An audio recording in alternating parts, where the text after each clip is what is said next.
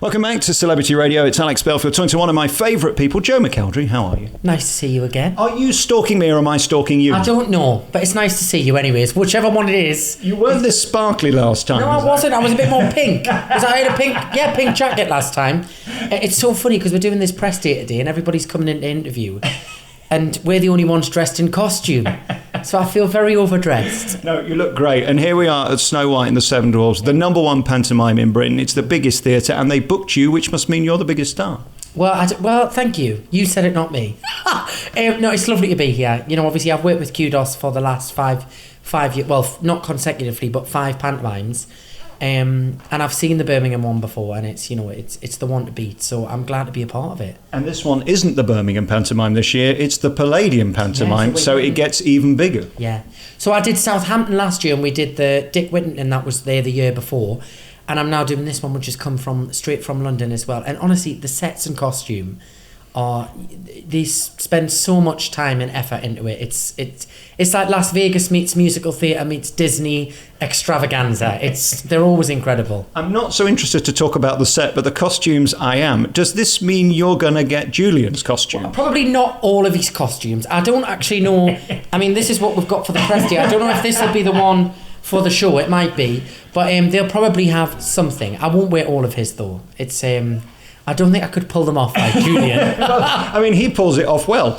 Whether you can pull it off or not, I suppose is a different question for pantomime. Exactly. But I've seen him do it. I've seen him do in London. He's fantastic. He's an amazing star, as are you. And what's interesting about this cast now, and there's a face missing off that poster that was only added in last week, which is Jack Yarrow. Yes. We've got your voice, we've got Jack's voice and Faye. I mean, we're talking 3 of the greatest voices of musical theatre. Yeah. This is going to be astounding. It's great. You know, we haven't had time to probably catch up, but we need to have a little Joseph chat about all of our experiences of Joseph. But he's great. He's a great guy. Faye's great, and Leslie as well. You know, and Matt is like one of the best. I've seen him. I came here a few years ago and saw how he does comedy, and it's just brilliant. You know, and he makes it look so. Yes, he's very naughty, and this is what I wonder. I mean, you've got the Joseph thing in common. I wonder whether we could have a dueling Josephs and the dwarfs coming from under your amazing Technicolor Dreamcoat. Anything can happen in Panto. I mean, some of them might get grumpy, but others might be. Anything can happen. So we'll see what. I'm sure there'll be plenty of Joseph references in there. Do you miss it? I mean, I looked at what he did on the stage, and I first saw you do it. That was, I think, the first time we spoke. And again, the clarity of your voice and the performance you gave in it is astounding. And again, with him at the Palladium, it's a great role to shine, isn't it? Because it's all about you. It's a great role, but it's just. People have such an affection for it. That's the thing, and it's like it's infectious. It like the warmth that comes from the audience. No matter where you go with that show, people just have. It's a little bit like Panto in the sense of that it's a lot of people's first introduction into theatre, and because of that, they hold it really close to their heart. They're very protective over it, and they just love it. So it was a great show to be a part of. I did it for nearly 2 years, so by the time it finished, I was ready for a break. Yeah. But I've got nothing but wonderful memories of it, you know. And those lyrics will forever be embedded in my head. Because it is camp and nonsense. I mean, if you boil it down, actually, there's a ton of silliness in it. But that's what works, you know. That's what works. It almost... The thing with Joseph is, it again, a little bit like Panto, it takes the mick out of itself inside the show. And that's... The audience love when they're kind of let in on a joke, you know. And certainly, you know, when we did it, like, we did all of those kind of... It's like that pastiche stuff, you know. They just... It does what it says on the tin. The last time we spoke was Club Tropicana, which again was this camp bit of nonsense that was just so perfect for this year amidst the bullshit of Brexit and all that nonsense. To have this relief was fantastic. And there's a sort of synergy as well with Panto with that. 100%. I mean, it's just silliness and relief and fun. Yeah. It must be great to do uplifting theatre where people are on their feet at the end and just being joyous, not depressed. Well, for me as well, I've never done comedy before. So that was a massive challenge, which was why I wanted to do it. When they first asked us if I'd be interested, I'd finished Joseph and I thought, do you know what?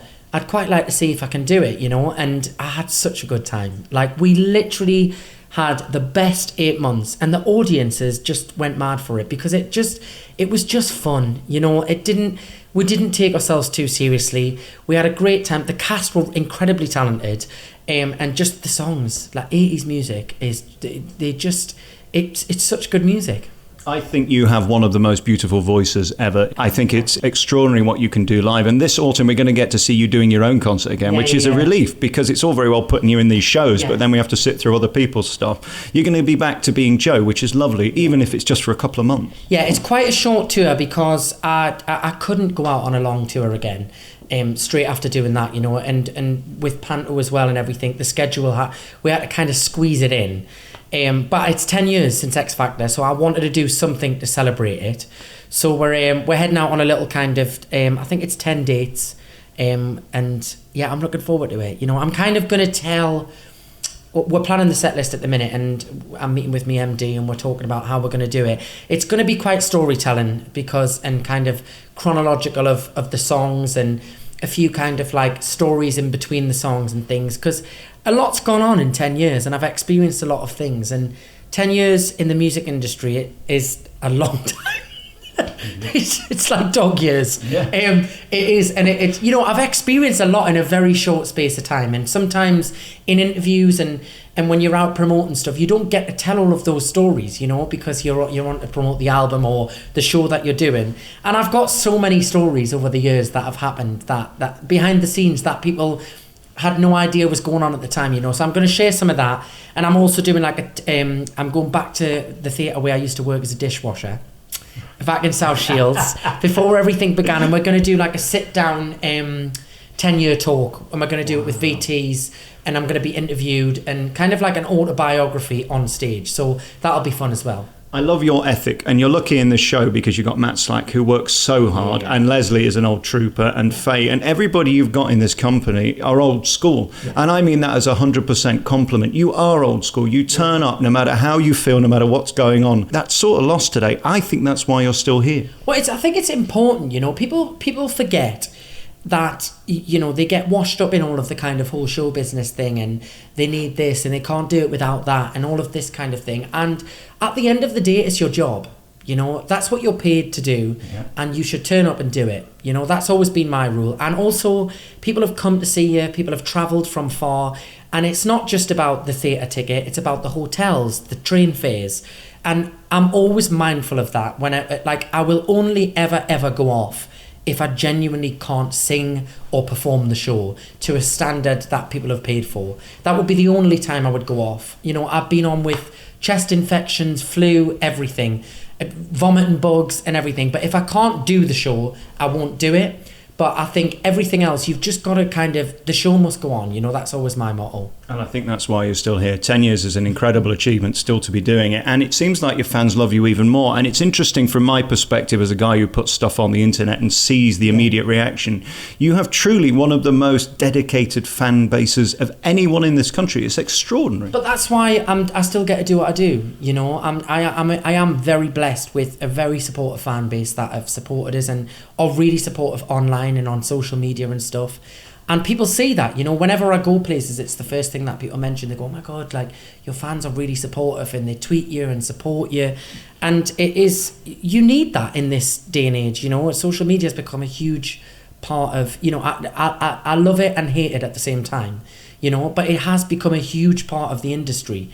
And I feel blessed, you know. I feel blessed that I get to do so many varieties of performance as well, you know, and that I still get to do my solo stuff, but that I've kind of opened this whole new door of musical theatre and exploring that and doing panto, and I feel very lucky, you know. No day is the same, and that's, as a performer, that's a really lucky thing. And very finally, when you get a show like this, which is, again, the biggest theatre in the UK for panto, the longest run, the most beautiful set from the Palladium, and you've got to rehearse it in less than 2 weeks. I mean, the pressure is immense, isn't it? It is, but I came from, with X Factor, the background I came from was that we never had... I only have had a week to learn a song, and then I did an audition, and then you were at boot camp, and you had less than 24 hours to learn a song. So my experience of coming into the industry was under so much intense pressure that I almost get a little bit more panic when the pressure's not there. Right.